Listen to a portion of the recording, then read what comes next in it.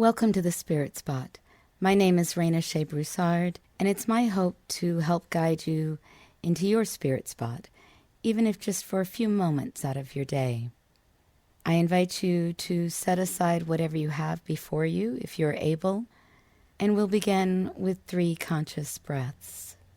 Breathe in through your nose, slowly, evenly, deeply, filling your belly, and breathe out through your mouth, emptying your belly. And breathe in,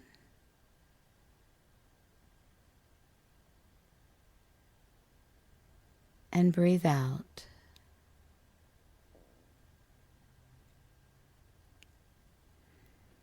Breathe in,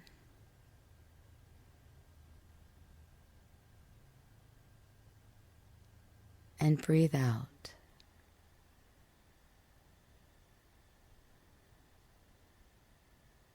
Our touchstone for today is cloud, and the reading speaks of a cloud of unknowing and a cloud of forgetting.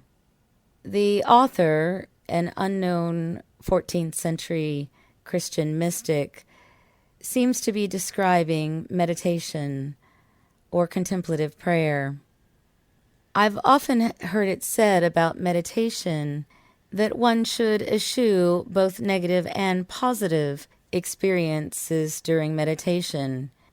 If one feels some type of ecstasy during meditation, you should let it pass, just like you should allow negative memories and thoughts of your day to pass like clouds in the sky.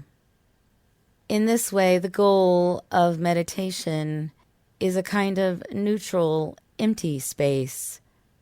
And this is the space where we can potentially meet the sacred. Our reading today comes from The Cloud of Unknowing by an unknown 14th century Christian mystic. This is what you are to do. Lift your heart up to the Lord with a gentle stirring of love, desiring Him for His own sake, and not for His gifts. Center all your attention and desire on Him, and let this be the sole concern of your mind and heart. Do all in your power to forget everything else, keeping your thoughts and desires free from involvement with any of God's creatures or their affairs, whether in general or in particular. Perhaps this will seem like an irresponsible attitude, but I tell you, let them all be.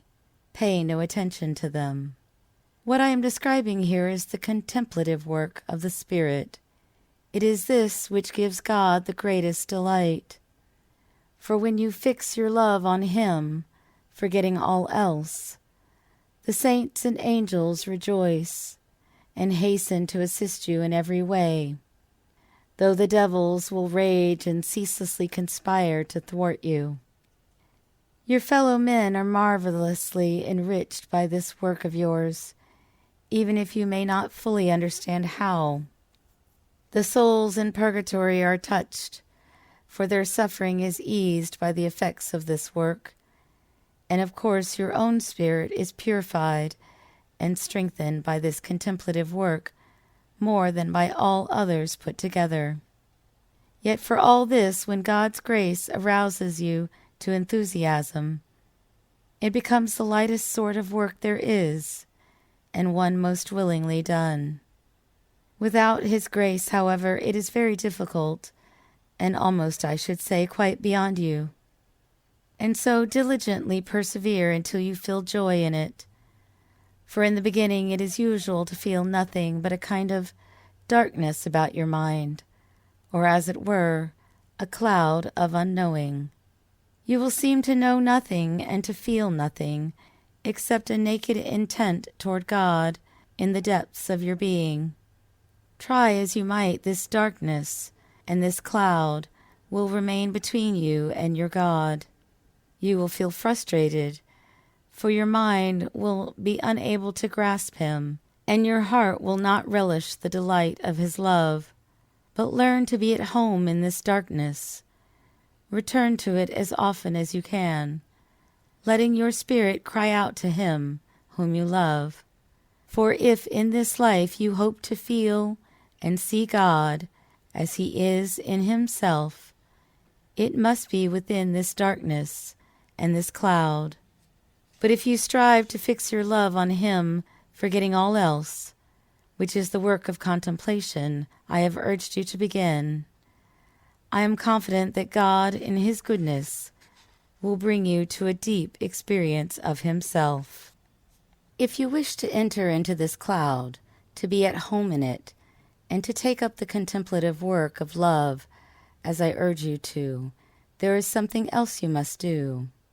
Just as the cloud of unknowing lies above you, between you and your God, so you must fashion a cloud of forgetting beneath you, between you and every created thing.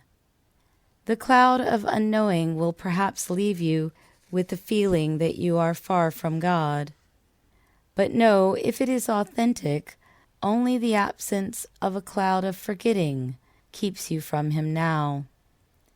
Every time I say all creatures, I refer not only to every created thing, but also to all their circumstances and activities. I make no exception. You are to concern yourself with no creature, whether material or spiritual, nor with their situation and doings, whether good or ill. To put it briefly, during this work you must abandon them all beneath the cloud of forgetting. For although at certain times and in certain circumstances it is necessary and useful to dwell on the particular situation and activity of people and things, during this work it is almost useless. Thinking and remembering are forms of spiritual understanding in which the eye of the Spirit is opened and closed upon things as the eye of a marksman is on his target.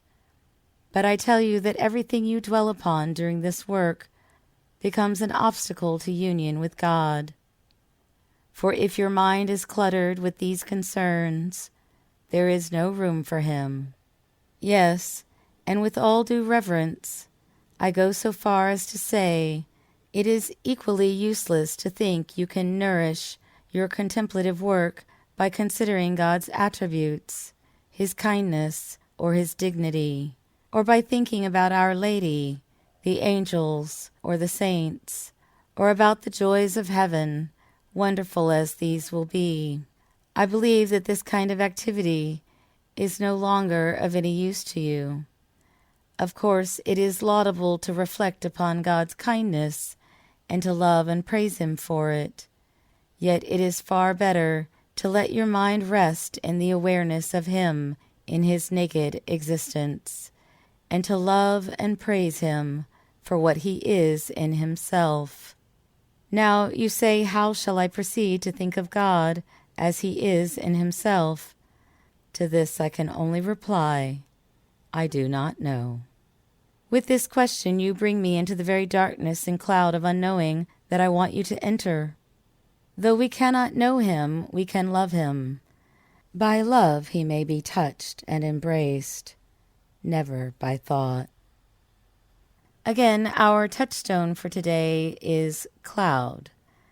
I invite you to pause throughout your day and reflect on whether or not you were able to enter into the clouds of unknowing and forgetfulness during your meditation or contemplative prayer.